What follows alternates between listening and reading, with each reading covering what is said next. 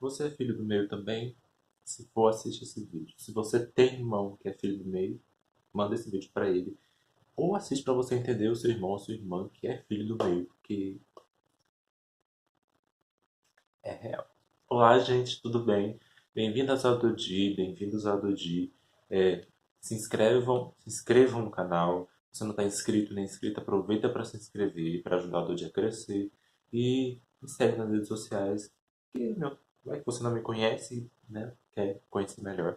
Vai lá saber quem eu sou, o que eu posto, o que eu penso sobre meus stories. Queria falar sobre ser filho do meio, né? Tava pensando esses dias, meu canal não é exatamente sobre esse assunto, mas eu queria falar disso porque eu sou o filho do meio, então esse canal é sobre mim, então por que não falar disso? E conversando com outras pessoas, conversando com outros filhos que também são filhos do meio, eu percebi algumas coisas parecidas, né? Tô falando de forma geral, não que todos sejam assim. Se você for diferente, já vai comentando no decorrer do vídeo. Mas de como geralmente a gente que é filho do meio tem uma tendência a ser mais independente, é, ter uma independência um pouco maior se comparado aos outros filhos, aos outros irmãos. Alguns fazem muita coisa para tentar chamar a atenção, porque o filho do meio ele é, com aspas, esquecido. E aí, porque basicamente, resumindo, nasce o filho mais velho, primogênito. Todas as atenções do mundo vão para ele, porque é uma novidade. Os pais estão ali descobrindo como que cuida de uma criança. A família está toda empolvorada, tipo, o primeiro filho do casal e tal. Aí depois vem o segundo filho, que por enquanto não nasce o outro, é o caçula. Recebe uma atenção, recebe um carinho, recebe um amor, mas não é a novidade do primeiro. E aí depois nasce um terceiro, enfim, né? Vamos supor que sejam três. Aí o terceiro, e aí o casal decide que é o último, vira o caçula ou a caçula, vira aquele que, como se diz, a família meio que, olha, é a última, a mais novinha.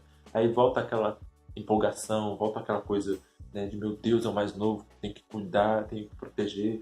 Que parece que o caçula é o menos. Ou a caçula é a que precisa de mais cuidados, né? Porque o mais velho já tá mais velho e o do meio vai se virando.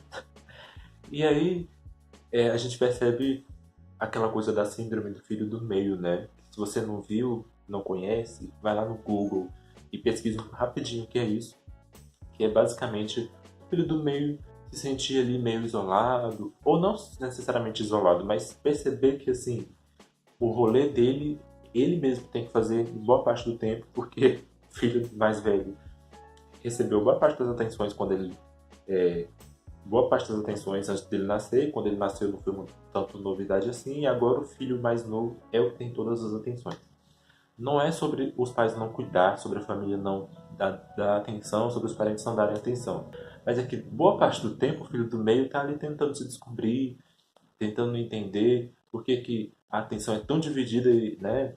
Sendo que tentando entender por que, que as atenções são tão divididas, tentando entender o rolê dele em casa, com os pais, com a família, por que, que as atenções são diferentes, diferentes não no sentido de ruim, mas diferentes, tipo, cada filho recebe uma atenção e muitas vezes ele acaba tendo que resolver alguns problemas menores sozinho e tal. Não que os outros filhos não tenham seus problemas, ou não tenham suas questões individuais. Mas tô falando aqui basicamente da síndrome desse filho do meio. Que quando tem algum problema ali na escola, ele prefere ele mesmo resolver, ou ele mesmo deixar interno.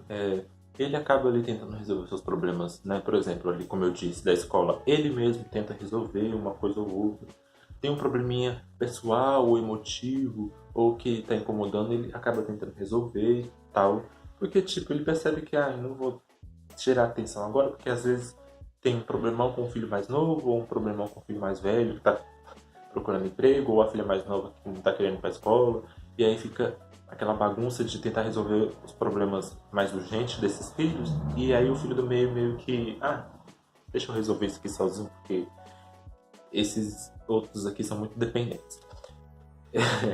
Aí o filho do meio acaba criando uma certa independência em relação a esses problemas menores, e aí isso acaba influenciando a forma como ele vê o mundo, talvez, a forma como ele vê as pessoas, a forma como ele quer construir a vida dele, né? Ou a vida dela. E aí construir isso de uma forma mais independente, de uma forma menos.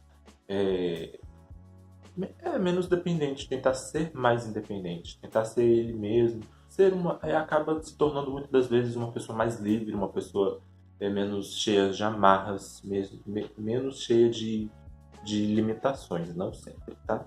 Mas aí também existe o outro lado, que é a questão de querer chamar atenção, de querer fazer de tudo para chamar atenção. E eu sempre lembro de dois casos, que é o da Surrec, daquela série The Middle, e também da Claire de Eu, a Patroa e as Crianças, que são filhas do meio e que fazem de tudo para chamar atenção. A Claire, no caso, chama a atenção da Jay e do Michael, Caio. A Sue chama a atenção dos pais dela, né? E tal. E de um jeito ou de outro, sabe? Seja sendo mais agressivo, seja sendo sempre questionando. Eu acho que os filhos do meio têm muito isso, quando existe esse filho do meio.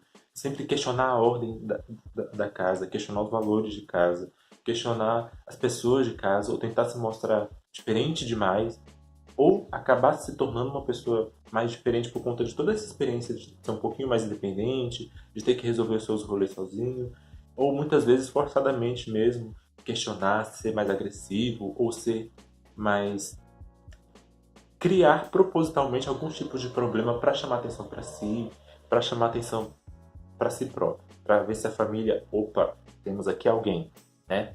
E aí, seja de maneiras, enfim, seja namorando muito cedo, seja sendo um rebelde sem causa muito cedo, ou seja tentando se mostrar perfeitinho, sempre o melhor possível, sempre extremamente estudioso, ser o melhor filho para tentar chamar atenção. Cada um vai encontrando o seu jeito, né? Seja uns mais positivos ou mais negativos, mas cada um encontrando o seu jeito. E tudo isso por ser filho do meio, gente. Acho que ser filho do meio é uma boa experiência. Tipo, não queria ser mais velho, nem queria ser o caçula, porque essa coisa de ter as atenções todas para si, ou essa pressão para si deve ser um absurdo. E essa super proteção é uma coisa que eu nunca quis, nunca gostei. Sempre fui muito protegido pelos meus pais e tal. Mas aí você percebe que a mais nova, ainda mais no meu caso, que é uma irmã mulher, ela é mais protegida ainda. Então, só de analisar e de perceber, eu já fico assim, sufocado. Então, assim, ser filho do meu é bom. Não ter essa observação 24 horas por dia, de 7 dias por semana, é bem bom, mas isso acaba tornando a gente um pouquinho mais independente. Não independente de, nossa, como ele é independente, mas independente de, a gente vai aprendendo a resolver algumas coisas sozinho, né? E pior ainda deve ser filho único, né? Acho que o filho único é o que mais sofre, porque todas as expectativas caem sobre ele, tudo cai sobre ele, e nem sempre essas expectativas são coisas que ele quer para a vida dele. Como que é a sua vida na sua família? Você é filho do meio? Como que é? Você concorda com esse vídeo? Você é filho único? Como que é as pressões, as expectativas da sua família sobre você? Como que é você que é mais novo, caçula ou a caçula? Como que isso é para sua vida? Como que isso é? Como que isso influencia ser o mais novo ou do meio?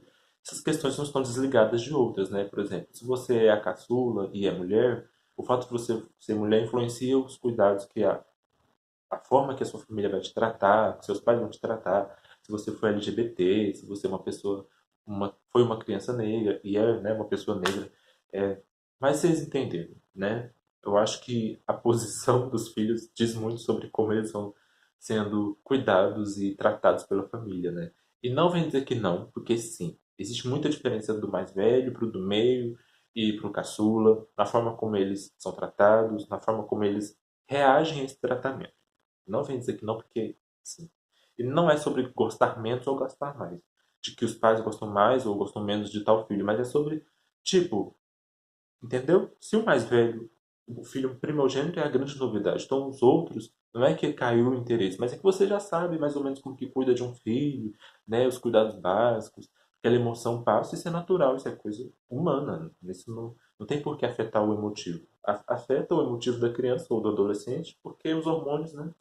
Tony, mas depois a gente cresce e entende. Tá ok. Ok, os pais estão perdoados e as mães estão perdoadas. Comente, compartilhe. Você, filho do meio, comente aí, vamos, né, fazer uma grande terapia coletiva nos comentários. Se inscreve no canal e compartilhe o vídeo. Beijos.